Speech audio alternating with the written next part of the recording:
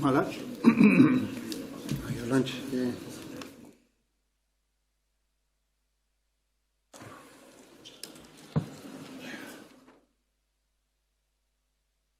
A little pause was enjoyed by all. So, Councillor Kent, it's your motion, and I'll give you the opportunity to talk as we discussed. Thank you, Mr. Chairman. Having considered the ERA wording, I would like to propose a slight amendment to what I've put there, which I believe Councillor Bentley is in agreement with, that after including the staff proposal be inserted. I'll go along with that.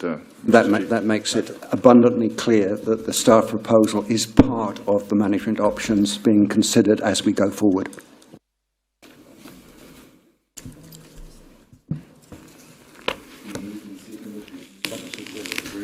That this committee recommend that the council go back to the drawing board and properly consider all management options, including the staff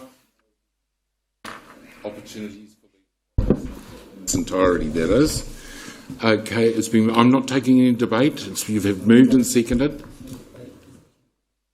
Just want to point out, you did actually say someone could have 5 minutes. I think we've gone beyond that, Mr. Wadu. I just wanted to point that out, Kel. I think the debate's been pretty robust, to be honest. I think I'm growing greyer by the second, but it doesn't matter. So it's been moved and seconded. All those in favour, please say aye. Aye. Against? No. I'll have a division. All those in favour, please raise your right hand. So that's Tapsell, Rotorua, Tate, Kent, Kumar and Stanton on that side. Mr Wadu, Mr Basani, Tule, Councillor Gould, Councillor Bentley on the right-hand side. Those against? Councillor Tapsell, Sturt, Hunt, Donaldson and Her Worship the Mayor. Maxwell, not Tapsell. Motion is carried. Yes or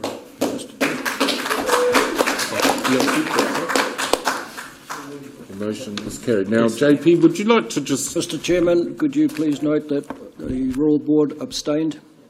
We were not part of the original discussions and we stayed out of it. Okay, let it be recorded. Thank you, Mr Martin. JP, where to from here now that motion's been moved forward, please? okay. No. Thank you, Mr Chair. And I just think it is important that we just talk about the next steps, councillors, because we've now discharged our commitment under the ERA agreement in a decision to refer this to council for consideration. So, councillors, obviously this comes as a recommendation to you on the 28th of February, and with all recommendations from committees, there is a chance for you to ratify it or to redebate it. So that's an important step. So process-wise, councillors, just to be clear that as officers, we're waiting for the council decision before we start acting on this recommendation and to see whether it has been ratified at council. Now, I'll just give you an assurance informally. The staff can begin discussions and keep the conversations going with the staff at the Aquatic Centre during these intervening 3 or 4 weeks. Right. Question, point of clarification. Point of clarification. Better be very sharp, Councillor Donaldson. So, the motion, properly consider all management conflict options, including the staff proposal, as tabled. As tabled. Thank you. No 4 weeks now, as tabled. No, as tabled. That's the motion. Order, please. Order. I'm just asking for clarification. No. Order, please. Mr Chairman, you can't change a motion after it's already been voted on. No. I'm asking. He's asking for clarification from you, Councillor What's Kent. the meaning of the options? These are the options. But this is the management. Those are the staff proposals, the CLM, and the other one now comes back into play. I take Henry? No, just the two of them. Okay, right. Any other points of clarification? It has to be a point of clarification, not a statement, Councillor Kumar. Point of clarification? Yeah, just wanted to clarify when we're going to hear Helen White. We're not. I've made the motion's already been passed. Certainly don't want that. Thank you. I'd like now to adjourn the meeting until 1:10 for lunch.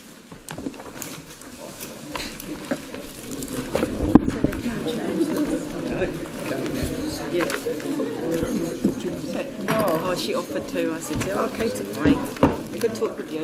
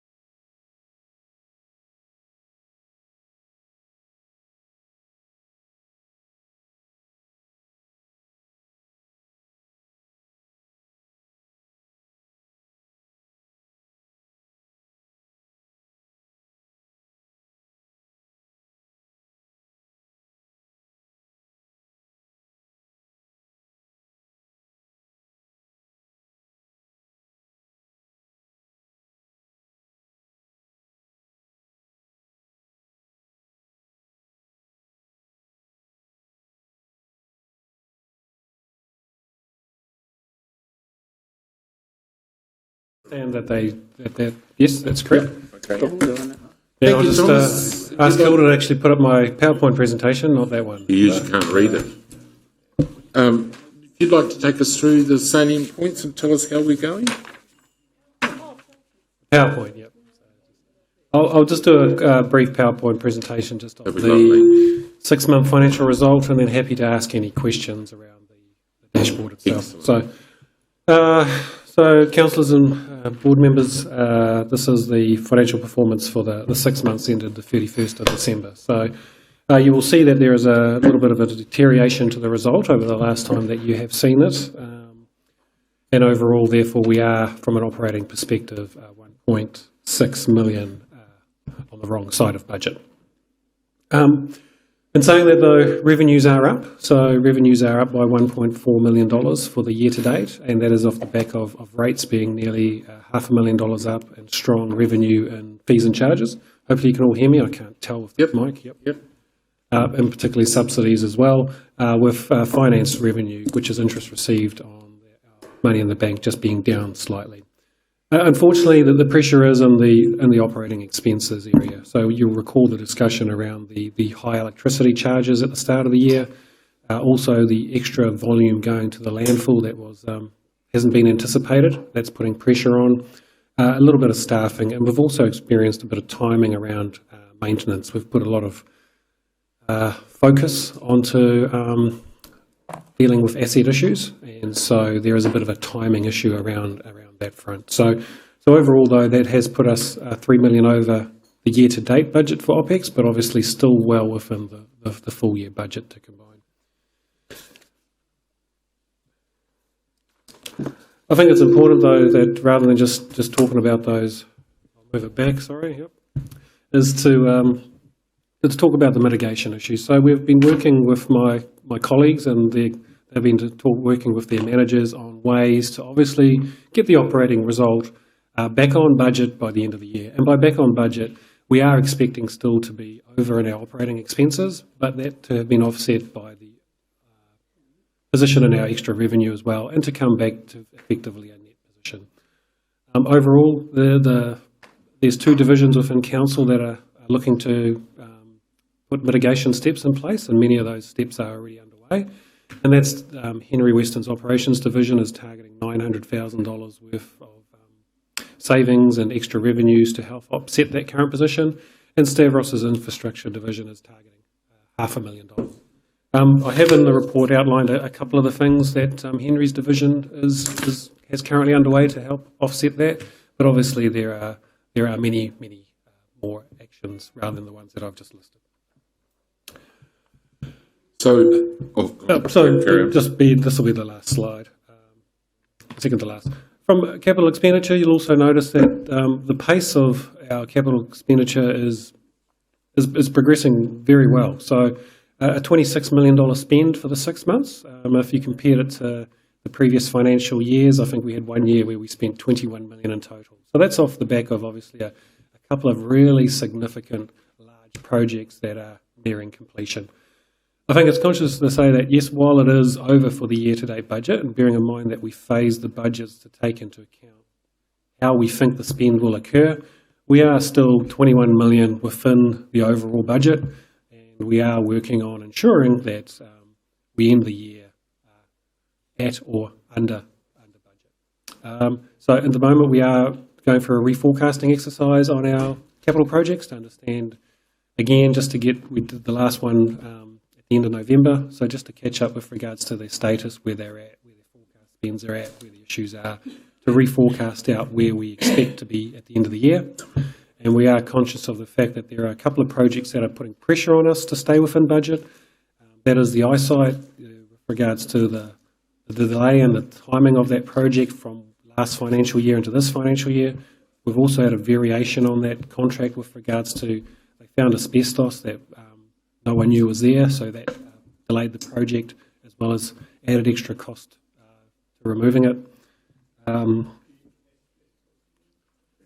asbestos was found in the floor of the eyesight building, is my understanding. Yeah.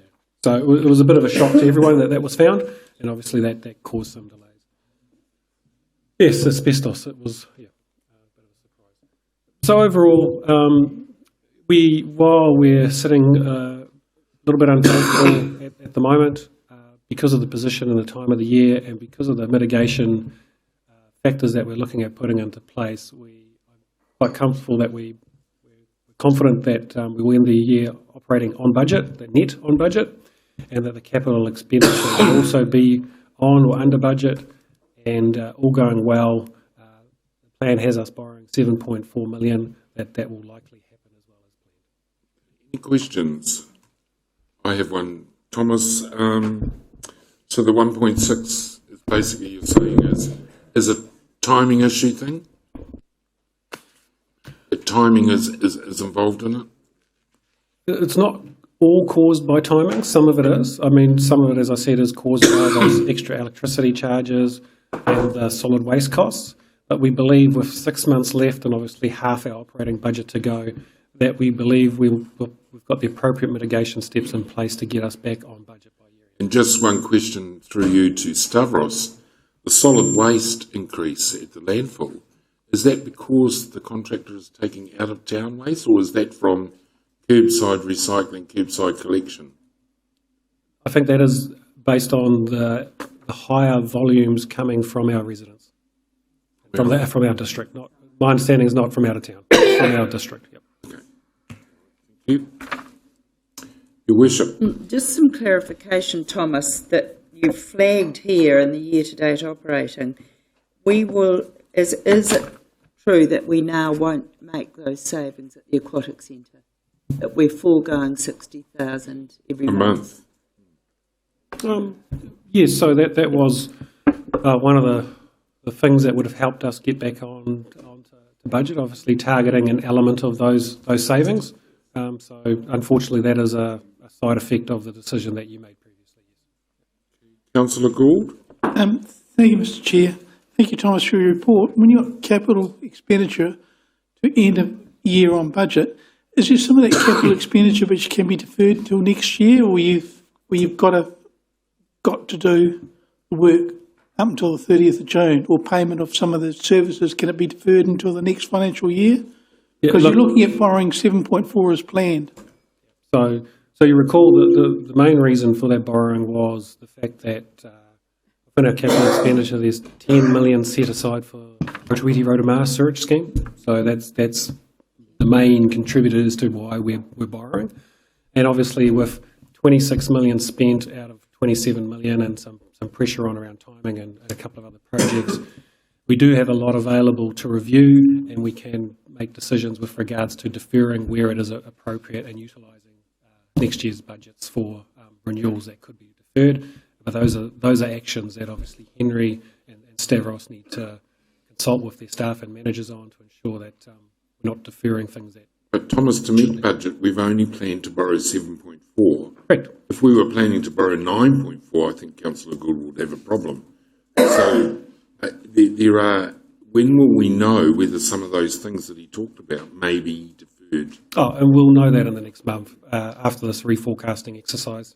So if we are in a position where we're having to defer, then we will provide you with that information. Mr. Stanton? Sorry, one further question. Oh, sorry, Mr. Gould.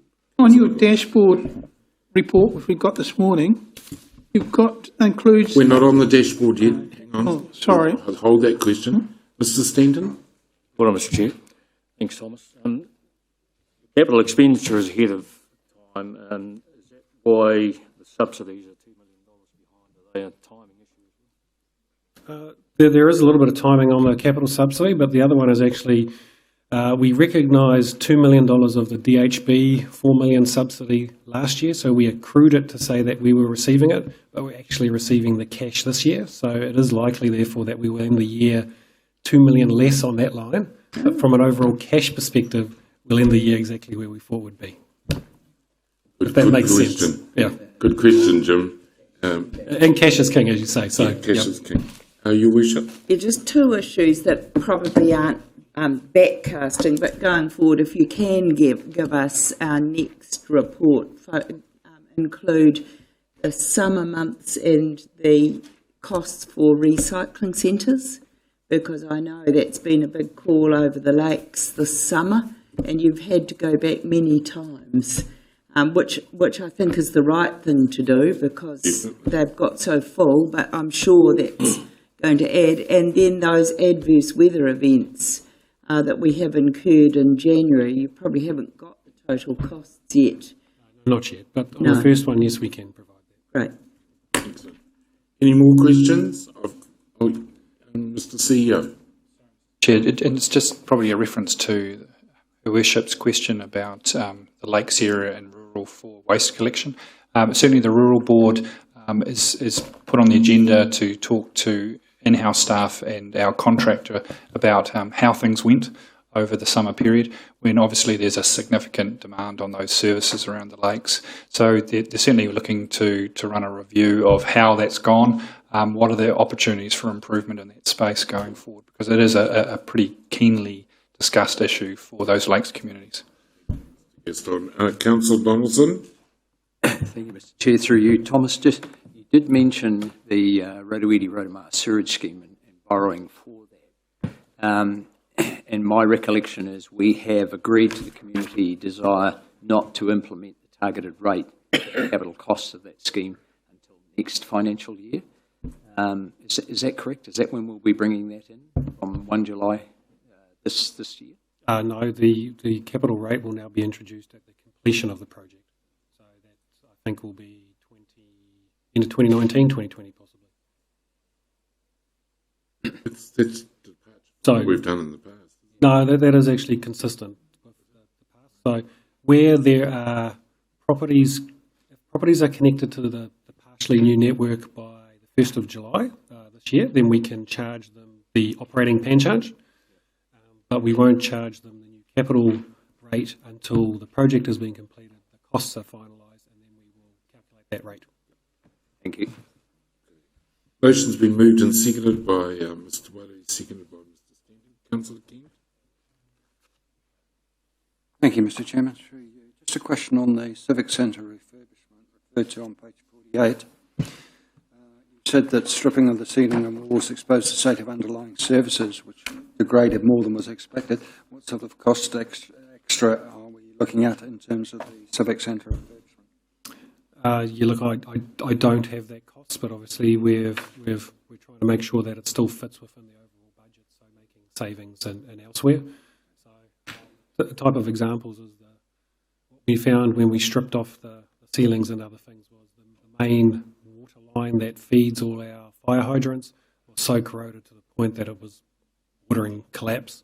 And so it was one of those things that as you have things locked away in a sulfuric environment and then you open it up, it's one of those unforeseen circumstances. So we've made allowances in the design to hopefully recover the extra cost of those unforeseen. Thank you. Councillor King, I just have one final question on page 48, Thomas. You state, quote, at this stage, Council is forecast to end $3.7 million over in capital expenditure, but you're sticking to the plan in terms of $7.4 million worth of borrowing. So where are you going to get the 3.7 from? So that's what I said before, Chair. That's the reforecast exercise that we've currently got underway to understand exactly where we're at with a lot of the bigger projects and understanding where we are with ones that we haven't started, and then we'll make a decision with regards to whether any need to be deferred, adjusted and so forth, and we'll come back to a view as to how we've achieved that, clawing back that 3.7 million. As I said, with 26 million spent against a full year's budget of 47, while part of that is Rotorua, we are fairly confident that we've got enough time and budget capacity left to claw it back. Thank you. Thank you, Mr. Clay. It's been moved and seconded. All those in favour, please say aye. Aye. Against carried. Page 49. Oh, the dashboard.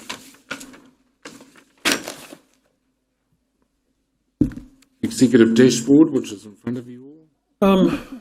I won't flick through it. I'll just. Oh, here's another one. It's a bit better. Sorry. The performance targets are as per. I might as well flick it up now.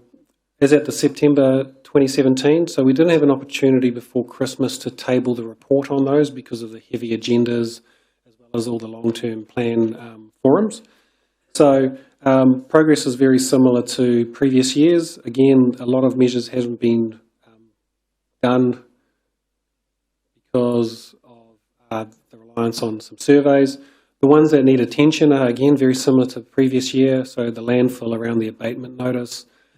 The museum, because of attendance, as you're aware, we know the museum is closed, but we've had to maintain the performance measures when we set the LTP, and as well as pressures on our consenting areas to turn those around in a timely fashion because of obviously the workloads. So again, very similar issues, and again, the management are taking appropriate steps to the ones where we can get them back on track to do so. But some of them will not be achieved at the end of the year because of circumstances like the abatement notice at the landfill and the attendance numbers at the museum, as an example. Thank you, Thomas. Any questions on the dashboard? It's all pretty self-explanatory. Councillor Gould? Thank you, Mr. Chair. When you talk about including 15 million of airport debt, is there any chance of that debt being repaid back by the airport, or part of it being repaid back for the 30th of June? I think the airport has a 20-year forecast where they have a scheduled program of reducing their debt. So what you would be asking them is to accelerate that. I think if council wish to do that, then the statement of intent which you're about to receive from them may be an opportunity if you so wish to do so. But obviously that would have flow-on effects with regards to the development that they're looking to do out there. So the $15 million debt is going to be repaid over the next 20 years? Yeah, so on their forecast, their 20-year forecast, they're forecast to reduce it significantly. Thank you. And second question. Thank you, Mr. Chair. Concerning the employees' FTEs, what's the Infracore and the airport? What are the numbers for the employees to that which we add to this list here? Again, Councillor, I don't have those numbers because they are separate legal entities. From memory, Infracore has about 130 to 140 staff, and the airport has maybe 20, I think, from memory. And so those are those ballpark figures. I don't have control over what they do with their staff, so therefore I don't include it in these reports. Next question. Okay, move to page 49. Recommendation 3. Could I have a mover and a second of the operational report for December 2017 to January 2018 received? Councillor Donaldson, second to Councillor Tapsell. We have 5 reports, in this section. As you can see, Kai Whakahaere Māori is first up. And their report is on the top of the page of page 50. Gina, this is her first report to the committee. And,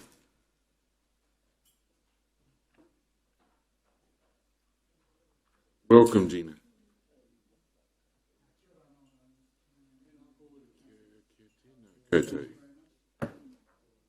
Sorry, kia ora, and thank you again for the opportunity to present our Kai Whakahaere report. Could I just preface the report to say that the report is now owned by Gina in her role as the Kai Whakahaere Māori, hence the change from Kai Tiaki Māori report to Kai Whakahaere. So what does Kai Whakahaere mean? Please explain. The English title for my role is Group Manager Māori, but Kai Whakahaere really means the person who makes things happen. Yeah. I don't want to pay him $30 to translate, though. No, makes things happen is a good So it's a custodian of Māori or the person who makes things happen? Manager. So what's your title? Kai Tiaki Ahurea Māori. So you use the word custodian. That's actually a good descriptor of the difference between the two. Oh, wow. I'm looking at the accredited translator. Oh, okay, cool. Okay. We'll have your report. Thank you, Gina. Thank you. Just that this report has been written by myself. So the only thing I want to add there, I'm happy to take it as read. The next noho, which is on the Tuesday the 13th and the 14th, is actually to be held at Owhatamora. So the other things I think to note at this time, of course, We're well aware of the leaders, the Rotorua leaders that we had lost just prior to Christmas, and probably over the Christmas time. We lost a dedicated servant to council, and Bill Kingy, who was the director at the airport, between Christmas and New Year. And then, of course, Rangiwewe, he lost their matriarch, Ella Bidwa, at the same time. So I just want to acknowledge that the iwi who were present when there was a number of funerals, obviously, and they appreciated having Mayor Steve return from wherever she was on holiday during that time. Thank you, Mr. Chair. Thank you, Mr. Morrison. I've just realised I was overseas. I didn't realise that Ella Bidway had passed away. So I'll be able to see the whānau and pass on my condolences. I'm quite upset about that. I had a lot of time for Auntie Ella, as we used to call her. Any questions? Yep. Yes, Your Worship. Thank you for the report, and it has been very busy, and I think we appreciate when others are on leave that you are involved in many aspects of life on our marae, and it's been a very, very sad time. But Monty, the question that I am getting asked, and I was asked by was a reporter from the Herald about having a Bay of Plenty Day, anniversary day, instead of an Auckland anniversary day that we're part of, and I said I was more exercised about what we might do with Matariki and also Waitangi weekend. And I wondered if either Te Tato or ourselves have thought about things that we could do here at home that matter more to us. It's not asking for an extra day, but during those events, what are we planning? Look, our position has always been to support those initiatives that have been done by the community. And we've been supportive as far as we can with regards to that. We do undertake, and we're pretty active, of course, in and around Matariki. But really, there's been no discussion in terms of the specific things. I'm only asking for a discussion, really. Yeah. Because they become more significant to us locally than Auckland Anniversary Day, which is just seen as a day off, really. Yes, except for people who work in dairies and, but it would be great if we thought a bit more emphasis on those days. There is nothing much on that actually marks it for our story of Te Arawa here, and that's what I'd love to see.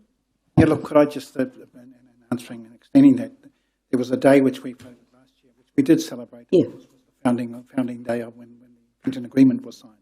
So we did something, those are opportunities. Yeah, we could make more of that. Monty, I've got a question. During the next 12 to 18 months, I understand you've got a number of marae visits. Would you welcome the presence of councillors?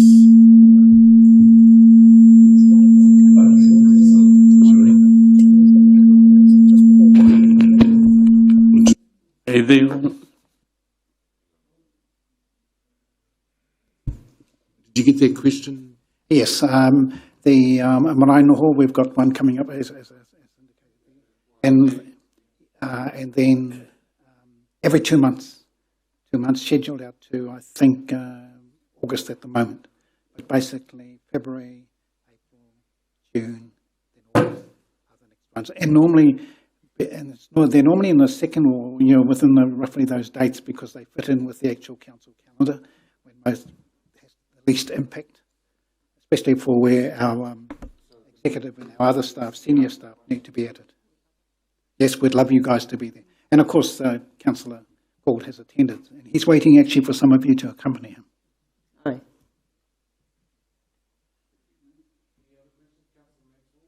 Yeah, thank you, Mr. Chairman. Rather than wait for the next... Who's that? Rather than wait for the next month, as I said, also, because this went to print before, 2 other wonderful events that they've been involved in was a warm welcome to Sir Owen Glenn down at Tama 2 days ago. And that was really actually a wonderful day. Many of you would have caught up with it on the Daily Post.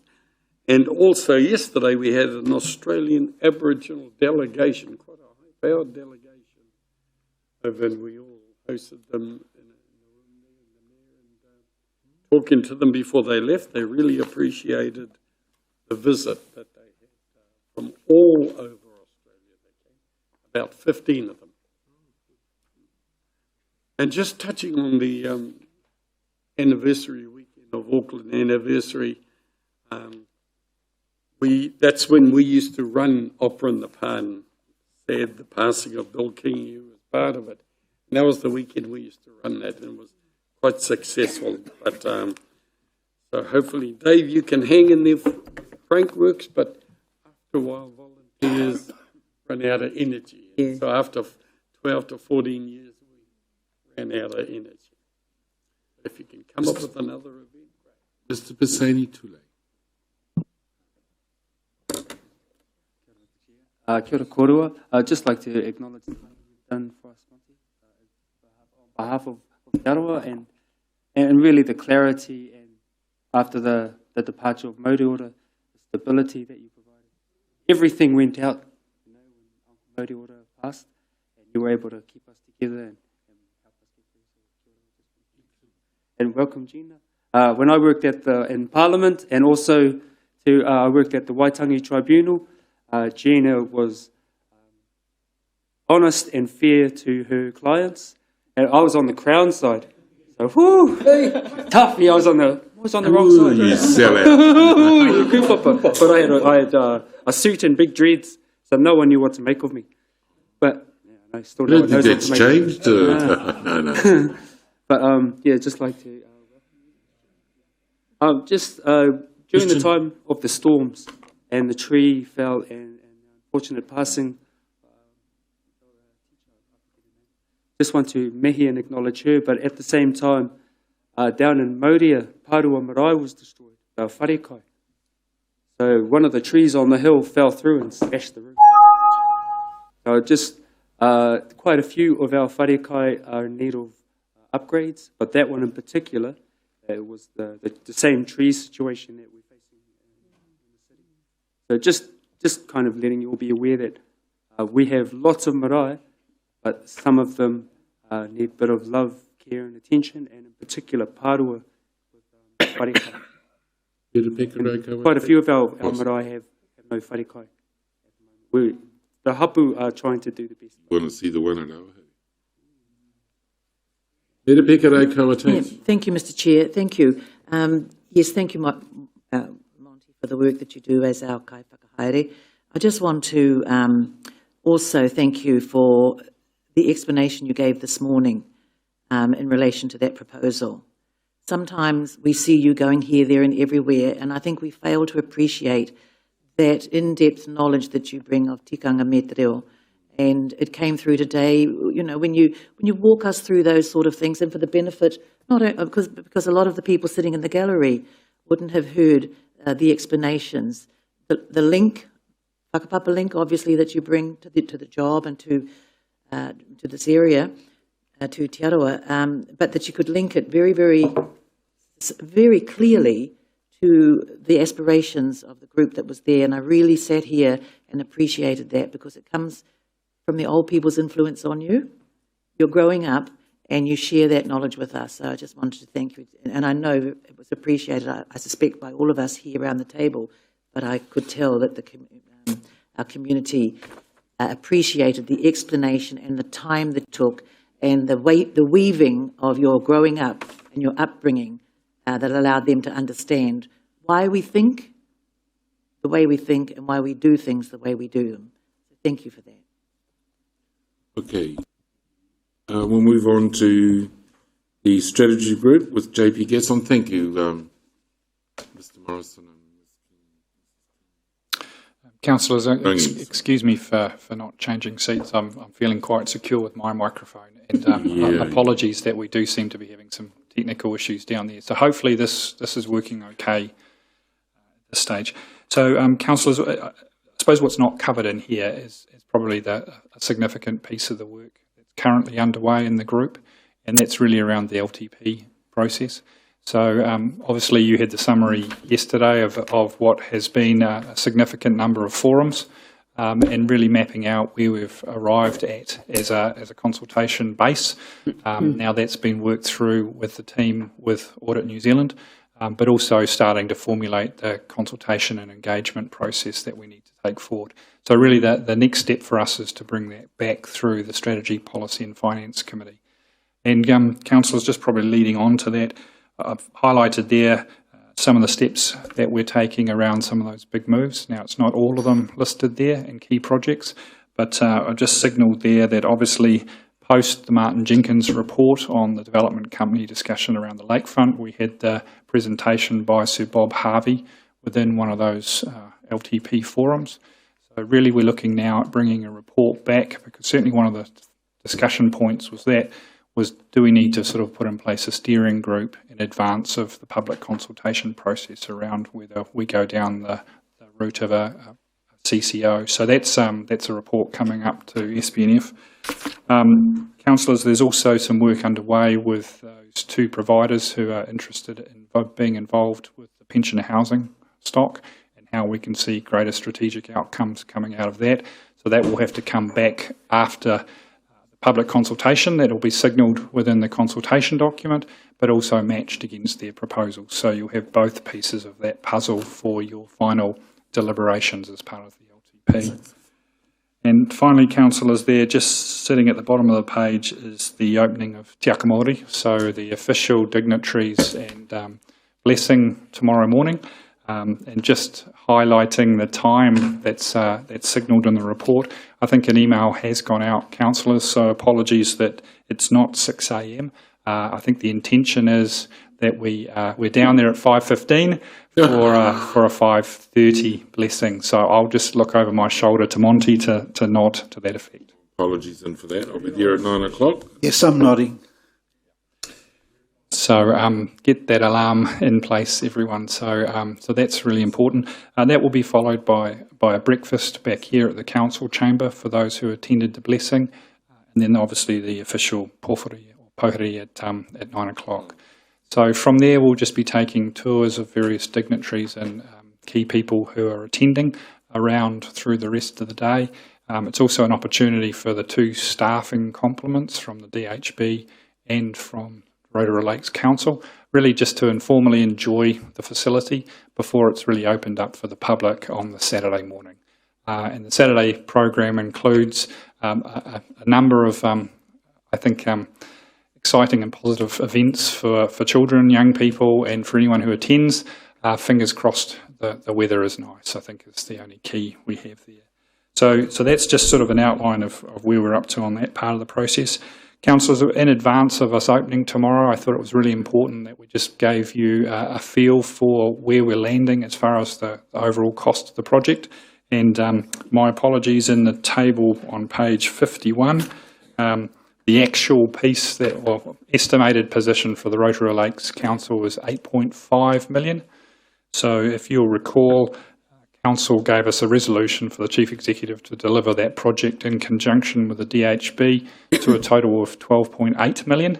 The DHB had set aside an expectation that they would be up to $4 million and that the Council limit was 8.8.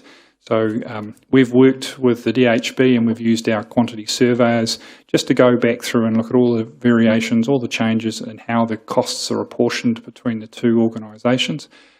Probably the most significant change from what had been the DHB's ambition, which was about 3.5, was their share of sort of those common and shared areas. So what we hadn't included in the base contract was where we landed with the Maho.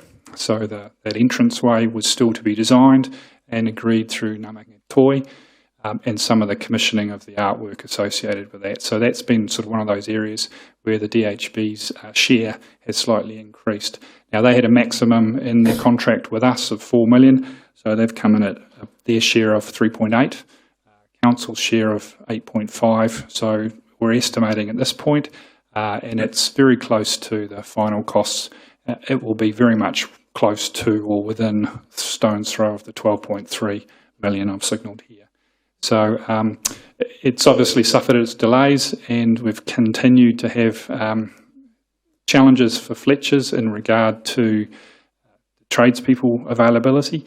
And Jane and the operational team have been real stars in this last month, where they thought they'd have clean access. They'll still be working around painters while we lead up to the opening, official opening tomorrow. So that's kind of the position there. So rather than elaborate any further, I'm happy to answer any questions on my section of the report, councillors. Yep.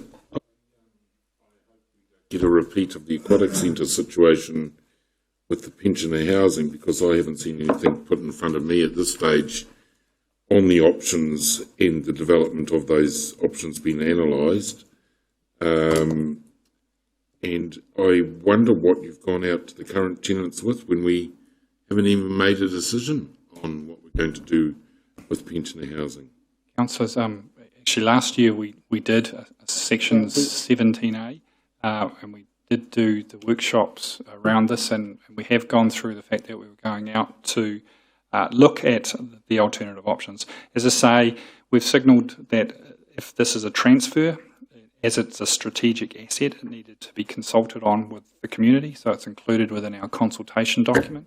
So no decision is to be made, as I stated, until after you've seen the public consultation, and then you can evaluate the proposals we have on the table as to what is the outcomes and what are the outcomes you seek to improve. Now, through the LTP forum, I think we mentioned to you that we had 5 sort of key characteristics that we wanted to see, which was, so what are the kind of services that need to be wrapped around our tenants?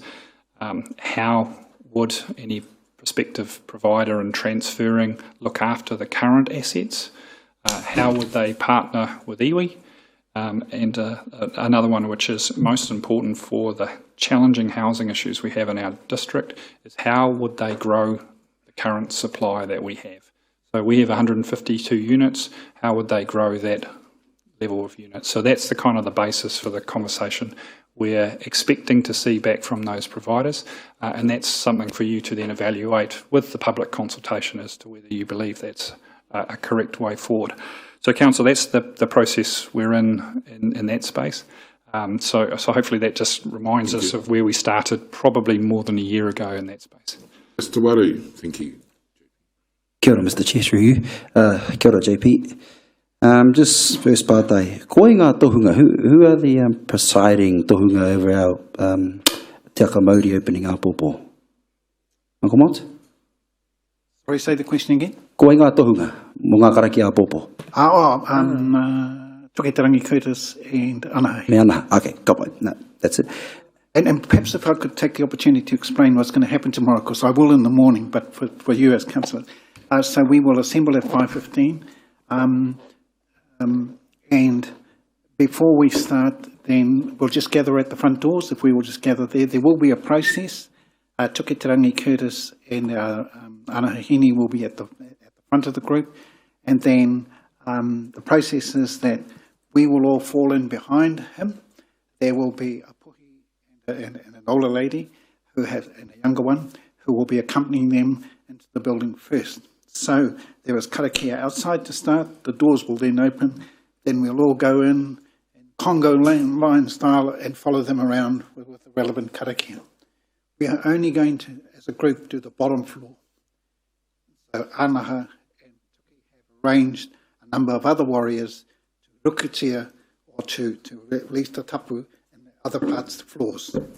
So all the time there's karakia going on while they're doing that. So they've had 2 looks at the building to see how many rooms, and there are a large number of rooms and floors within there. They'll come back down, they'll finish, and then we will find an area to be seated. They will be thanked. So the lights will come on at that particular point in time, then we'll occupy a seat, and then they will be thanked.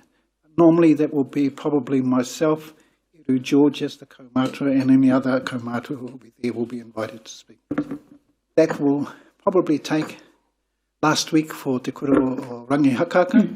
It took about an hour and a half for that process to be completed. Then we'll head back here to enjoy breakfast. And just my other question, kia ora, Uncle Monty. For the development company, you mentioned there's some community representatives. Are you able to fill me in on who those community representatives are? At this stage, obviously we've been working on the lakefront concept, and we came back to you with that, was that we'd been working with a sort of a working party as a subgroup from the Gifted Reserves Protocol. So we had a working party with them.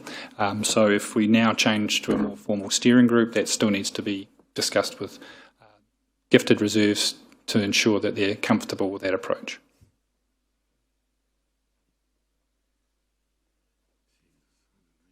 Okay. Thank you. Next one is... I've got some questions. Oh, sorry. Yeah. I had a mental break there. Mr. Gould. No, Mr. Bentley's first. Excuse me, Councillor Gould. Now he's trying to run my meeting. Thank you. Just one thing. The Met Service are warning there's going to be a storm coming through tomorrow morning. And what's going to happen with your 5:30 blessing or your 9 o'clock opening? Take an Is it umbrella. going to be affected, or are you going to move it to a different venue? Or? Take an umbrella. One of the exceptional things we've now placed at the front of the library is a very large entry maho and a veranda that heads off back towards Haupapa Street. So I have a suspicion everyone will be sheltering close to the building under the veranda if that's required for blessing. But take an umbrella just in case. Councillor Bentley?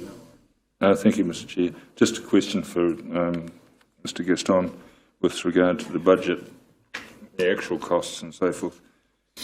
Did the budget of 8.3 contributed by the Rotorua Lakes Council include the artwork and the marketing and the advertising that's taken place announcing the opening? And in other words, is that an all-inclusive figure, or is there little bits and pieces on the side that haven't been included? It's a good question. The artwork and the development of the artwork associated with the project is a project cost, and that's been included within the project. This is a capital project, so we don't put marketing costs and things like that. So an advert we ran on the back of the bus and some work we've been doing on just some adverts in the paper has been separate and has come out of my operational budget. Okay. Any further questions, Councillor Bentley? That's it. Okay, cool. Okay, the next group is the Business Support Group with Thomas Collet on page 54. We won't go through dementia at this stage. Sorry, just one question. Oh. Is there still a Rotorua Alzheimer's group in operation? Yes. Yeah. How is it? Yeah, I just asked by... They sell the yellow, the orange flowers, eh? Yeah. They've got 450 people in Rotorua at Alzheimer's. Okay, come back to the agenda, page 54. Thomas, any questions on the One Council project and the customer solutions? No? Well, I thank you, Thomas. Goodbye. Stavros Michael on the infrastructure group. Whilst you're heading towards the desk, Stavros, yesterday I was given by fishermen a part of the breakdown of the floating wetland on Lake Rotorua, and it's becoming a health issue in terms of safety for boats, safety for jet skis, with it bobbing around and it's all landed on the foreshore. I just wondered when that clean-up would be completed, please.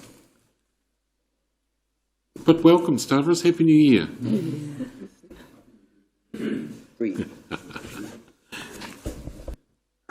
There it is. I got it. Thank you, Mr. Chair. Happy New Year to you too and all councillors. I will leave the report to respond to any questions, but also respond to your question. I would like to touch base on 2 or 3 areas which I think are quite important for elected members to be aware of. One is that my colleague Thomas made some mention about some variations to budgets in terms of waste management. I just wanted to clarify for the benefit of elected members that in the waste area we do have two contracts, a collection contract and the landfill contracts. There's no variations to these contracts. Those contracts have been as they intended to be. We do have a variance to the amount of waste generated by our community. 3 reasons for that. When we started the contract about 2 years ago, we underestimated the number of people participating into that. We have about 20% more properties than initially we had with the old system. The second thing is that we provided people with a larger collection bin, which contains, if you recall, the old paper bag contained about 60 litres of content. The 140 litres almost is twice, that capacity, and obviously people generate more waste. And in some way we are offsetting some inorganic collection because people can put larger parts in those bins. And the third thing, of course, it is the growth in our community. We have a growing economy. Your Worship, the Mayor asked earlier about summer periods. And just indicative for you, last year, the summer last year, we've collected about 15% more waste from the recycling stations and the lakes area than the year before. This year, again, the indications are another 15% on top of last year. So the amount of waste we're collecting from both recycling centres, transfer stations, and from households is increasing. And we have to take on the chin. I think 2 years ago, we have underestimated that amount of waste. While our recycling has increased about 70%, we still got about 2,000 or 3,000 tons of waste, that gradually should find its way away from waste and into recycling, and need to continue to work with the community to do that. So the variance in our budgets is because of that. It's nothing to do with contractual elements. The other area I wanted to talk to you is with regards to storms. You have asked some questions about storms, and I would like to remind us all that this 2017, we had to activate our civil defence and emergency procedures at least in 6 occasions. As you would recall, we had in March and April situations. We had storms in July, storms in August, in September, in November, early December, and early January. If you recall, before Christmas, I have advised all elected members that we had our standby procedure for civil defence and emergency management, and unfortunately we did have to mobilise ourselves on the 5th and 6th of January, which leads me to the breakup of the floating wetland in Rotorua Lake. That storm was the final straw that broke the camel's back on that, unfortunately. We have that wetland was created back in 2012, and it's about, contains about 20,000 plants into that. Fortunately, the materials that are environmentally friendly, they are not posing an environmental risk. Out of about 4,000 square meters, some 6 to 12 square meters were broken loose. We have the contractor in, and they are working in February to restabilize, and reweave those, the wetlands, and to re-anchor it, as to make sure it doesn't move away, from during stores. Again, that wetland would cost about $900,000 back in 2012, to build, and we have to make sure we maintain it, to the right level. But, obviously the storms we have encountered over the last 6 to 8 months, that took its toll, on that. And again, remember that the lakes water level on all lakes, it's the highest since 1962. And of course, we're going to have, high water lakes, levels. We've got storms, we've got surges, and we've got higher waves and winds. And obviously, whatever we've got in the lakes suffers the effects of that. You've explained the signs and symptoms. And the solution to picking it up, that was the question that I asked. Yeah, the contractor is, are working to pick up any loose ends right now, yes. And they will finish structural repairs during February. Thank you. The third area I wanted to sort of touch base with you is progress with regards to the Rotorua wastewater scheme. We are making progress, to identify the location of the step system in Rotorua.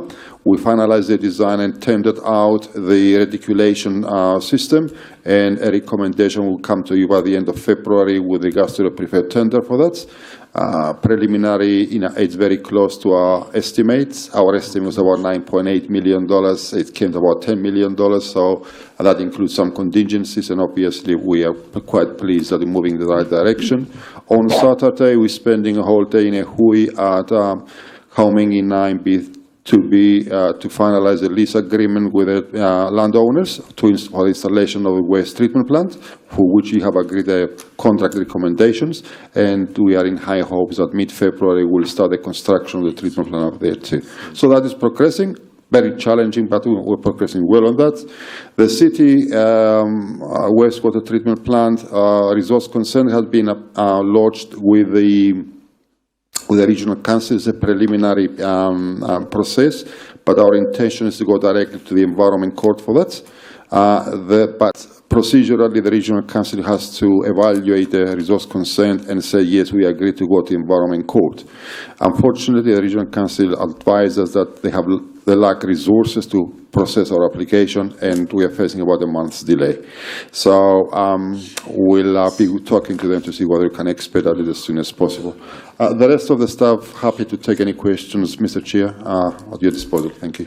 Just one other question I have, Stavros. Thank you for your reply on the lake, etc. I just wondered how the wonderful intersection at Springfield Otonga Road is coming along.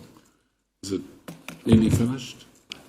Excuse me, I didn't get that. Springfield Otonga Road intersection roundabout. I wonder how that was going, because it looks lovely. It is progressing, and it's going to, I think the intention is really by the end of March, and also you will see later on we've got some two contractual recommendations, for you to consider, and one of them relates to the extension of the cycleway heading north, and some road rehabilitation further down the road. But it is progressing, and to the best of my knowledge, school and users, obviously there's some inconvenience, but not catastrophic. Any update on the sculpture project at Hemo? I don't know about that. Maybe JP can give us some advice into that. Councillors, it's actually started to be covered off in Henry's report, so there's a little signal to it on page 59, so maybe Henry might be able to elaborate at that point. Any questions? Councillor Bentley. Thank you, Mr. Chair. Just with regard, just if someone could refresh my memory, that wetlands, Stavros, was that gifted to us or to the district by regional? No, Councillor Bentley, and again, I remember I wasn't here, but for some of it. The $900,000 cost was shared between the Rotorua Lakes Council, Bay of Plenty Regional Council, and Te Aroha Lakes, Trust, and it's a joint exercise. But it was in, to a large degree, in recognition or as a consequences of development of the airport to develop alternative, wetlands, and of course that goes towards meeting that resource consent condition for the airport. And we, inadvertently, we are looking after that wetlands because the airport does not have the capacity to look after it. Thank you. Your worship. Yeah, I just want to say it's not a question actually, but this has been a dreadful summer. And January, for the staff who have been here, has been pushing you to full capacity. It's lovely on the Gold Coast to continue. And I want to congratulate you because I fielded calls that you then acted on straight away. Yeah. And I think the response to customer complaints and they weren't all high level either, but they were important to those individuals while you were also dealing with 37 significant, very significant impacts on our district. It does. Councillor Gould asked about trees as urgent business. This is an ongoing part of our council, and I think it's going to be an interesting issue for us to look at in future. And I look forward to a report, in the future once we've received various reports and inquiry findings. But I think if you were off on holiday as councillors, you wouldn't realise the daily break-ins that occurred to our acting CE, Craig, and skeleton staff on here, and Stavros responding just constantly. So thank you for that response. I was really proud, and then you get quite gutted when you get people moaning because their lawn frontage hasn't been mown. And I've said, look, there are other bigger catastrophic impacts happening in our community that we really do have to respond to as a first response. So thank you, Stavros. I'm just aware how tired you got, as well as community meetings with Lakes, and staff got there. Rob Keithley got there and staff, and I was incredibly proud that staff were out meeting community meetings, and they didn't really get a very good break. Okay, we've been here since 9:30 and it's 2:10. Can we not have any more speeches? Can we just have questions? Can't Mr. Stanton? Well, I think it was important. Yeah, thanks, Mr. Chair. We went on. I have got a couple of questions. I'll just endorse what Her Worship has said, and with the staff coming out to our Lakes AGMs, it was really appreciated. And, we got a lot of purchase out of that. And just a little further on the waste management, which I want to ask Stavros a couple of questions about. Over the holiday period, we've just been inundated with trash in the transfer stations, particularly Auckland, which is pretty vulnerable to all directions. And no sooner has the smart people come out and emptied the transfer station on Thursdays and Sundays, if you go back the next day, the trolley thing is full. And not just full of proper waste, but it's full of junk. In fact, at one stage we had, I think, about 109 TVs planted in the Auckland transfer station. So I just wanted to ask Stavros, and we are having a conversation about this at the next community board meeting. The 670 million that we're in deficit in the budget, is that all due to extra waste? The net variance to the budget for waste, for the waste services is about $480,000. We had some extra costs, but also had some additional revenue and a reduction in costs in other areas. So the net variance is $480,000. Out of that $480,000, about $80,000 relates to some legal costs incurred to defend our landfill prosecution, and about $20,000 to settle an old landfill legacy grievance we had with a previous contractor. $400,000 relates to the amount of and the waste that's generated. And as you said, the transfer stations get, extremely, highly used. Every property at the moment generates a lot of waste because the economy is booming. There's affluence, and obviously we've got a lot of visitors and so on. And we've got significant room for improvement for recycling. But as I said, I will have to take the responsibility that 2 years ago I underestimated the amount of waste, the new system would generate, and we'll have to work through that. And just one more quick question, Mr. Chair. The meeting with Hormingi 9B3B, that won't compromise the contract that appears to have been already set? The meeting with Hormingi 9B2B, Hormingi Trust, it's all about securing the agreement to start earthworks on their land to build a waste treatment plant. If we don't have a lease agreement, for any reason, then obviously we don't have a waste treatment plant and we don't have a scheme. Okay, Mr. Kumar, Councillor Kumar. Thank you, Chairman. Thank you, Stavros. I just want to report on the Springfield intersection that the engagement process with the contractors have been very good from day one, contrary to what the newspaper had reported. And the other thing is, the only, I think, thing is that whenever there's some construction work happening, sometimes you have to go backwards to go forward. At the moment, everyone in the block is citing that they are about 25 to 35% down. And the only limit we had was that the lights were not placed in the right place, so it doesn't allow for traffic to come into the block to get out, because they are all at 45-second intervals for each green light to go through.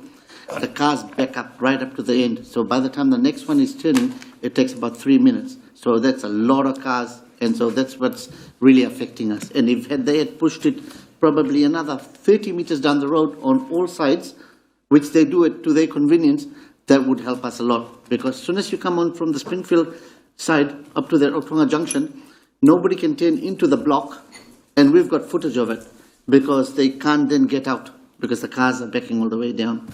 And that's how that's how it's affected our business.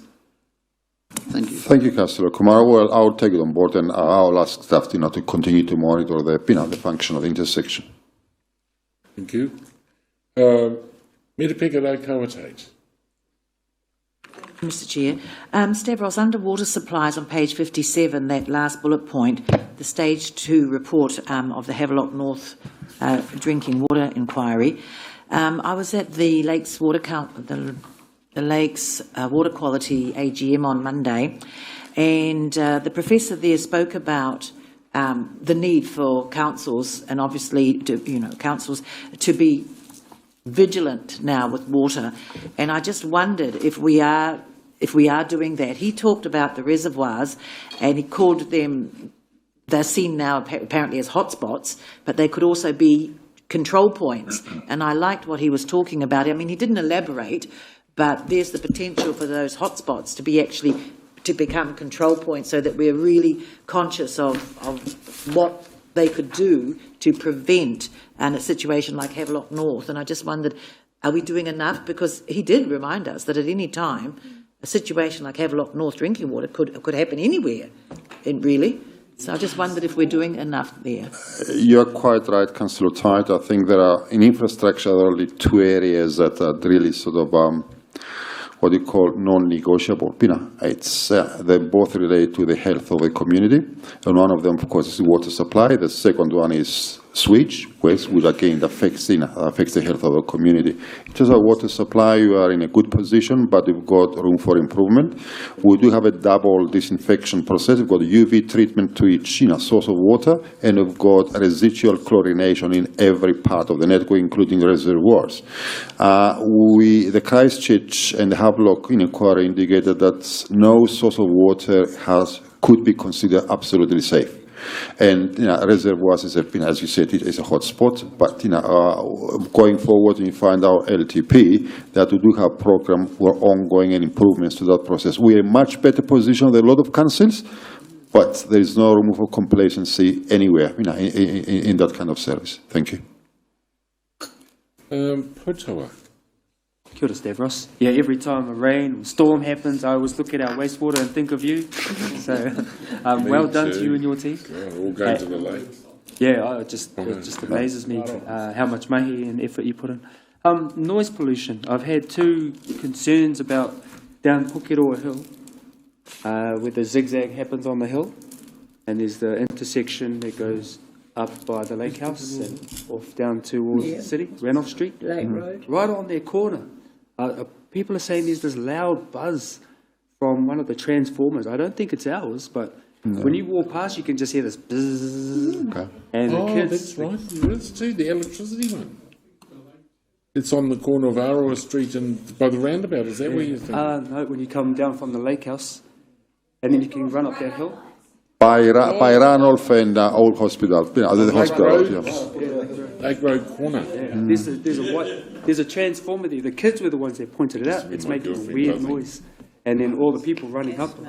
Is that gas or is that? No, it's a power transmission substation. I'll check what is Unisons, but I'll bring it up and ask them questions. I wasn't aware of any. I mean, I was aware of some noise, but I'm not sure the level of it and the intensity of it. I'll follow it up. Thank you. It's like a froze. No, I know. Yeah. I'm getting out of here. Okay, thank you, Stavros. Right, JP. I think Henry's walking towards the seat, councillors, but I just thought I'd take an opportunity while he's doing that walk. I've heard references to a tree on Springfield Road. I've listened to a transformer, and I just really encourage councillors, please, if you can direct members of the public to the customer centre, either yourselves or members of the public, and in that way it's logged, it's registered, and there is actually a completion loop. So we understand that we are getting the jobs, someone's being tasked with undertaking it, particularly for something like the concerns being raised about trees. Please get people to put it through the customer centre on that basis. So that's just my plea, not to hold it to here, but use the customer centre for what it's there for, to task and to record those tasks and their completion. Henry, welcome. Kia ora, From Mr. page Chair. 57, everyone. And kia ora, councillors and board members. It's good to be back up here. You reckon? Look, so as always, I'll take it as read, but I'll just flick through two or three things. First is fairly standard item around the building consents and subdivision, and I guess my assessment of that is it's still tracking pretty well, but certainly well ahead of last year, but nothing to be too complacent about in terms of our targets in the housing accord. But at the moment, we're on track, tracking just a bit ahead of where we've said would be. District plan, we're at the end of the next stage, I guess, of the two plan change processes around the signs and the holiday accommodation, and you'll see in the report, I think there were 5 submissions that came in on the signs and 6 on the holiday accommodation. Coming down through the Sir Howard Morrison Performing Arts Centre, you've obviously heard about the Sir Owen Glenn donation and the RECT contribution. So in terms of process, where we're at the moment is we've been out publicly to some design companies. We've chosen 2 to come up with concept designs, which I think come back to us maybe at the end of April. We're not going down another aquatic centre thing with this, are we? A little bit difficult to say. No, I don't believe so, Mr. Chair. These will be design proposals at that stage, which will come back. Flicking on through, you asked the question about the hemo sculpture. So I've got no more information at this stage than what's in the report, so I can come back to you on that. The work was expected to start in terms of the printers starting to run in February. So I just need to confirm they've had the final tick off from the engineers. Museum, again, just starting to track probably along a slightly similar time frame to the Sir Howard Morrison Centre, in the sense that there's some basic concept design work, particularly around the strengthening, which has gone down to Heritage New Zealand. And once we've had their come back to us saying, looks all right, then it'll go up for some QS work and we'll start actually identifying some costings. And again, I think we're looking around about the end of April on that. And last one, just to touch on again, it's one you've been quite engaged with and connected to the signs plan change work, was our commitment as an organisation to do something in terms of setting up some public use signs. And what you'll see in the paper is some potential identified locations which have been identified and so far aren't meeting any resistance from NZTA or our own transport team. And when we're at the appropriate stage, we'll obviously have to apply for a resource consent for those as well. And then they would be available for the public to use. Okay. Councillor Bentley, questions? Thank you, Mr. Chair. I was asked by an engineer closely involved with the museum reporting that please, he pleaded with me, please can you ask somebody to remove the fencing out the front, in that it is probably the most photographed building in Rotorua. I agree. And it does nothing for us at the moment. Look, I agree in terms of the visual impact, and we can have a look at it, but the overarching is still going to be the health and safety and the need to keep people away from the building. But look, if we can do better in terms of the visual impact, we'll have a look. I reiterate, it was an engineer heavily involved with doing reports for this council He's the one that asked me the question. So he obviously believes that by removing the front fencing, there's going to be no risk. We will make sure we get the best advice possible. Councillor Kent. Thank you. And can I suggest that perhaps we consider a glass barrier? And at least people can take photographs through it. It's a cost. Who's going to pay for that? Cost. Okay. Any other questions? Thank you for your report, Henry. Oh, Henry, just before you move, can I ask you all, if you get a chance, drive up and have a look at what you are doing for women's sport in this town at Westbrook with the netball courts and the support of New Zealand Community Trust, netball and RECT and us. It's just unbelievable, the transformation up there. And the spectators. Yeah. It's going to be great. So I hope we have an official opening for that as well. Okay, thank you. Right. Would someone like to move that we go into public excluded session for the reasons as reported in the agenda for the tender approval for the Springfield link and the tender approval for the Ranulph Street cycle link? I'll move. Second that.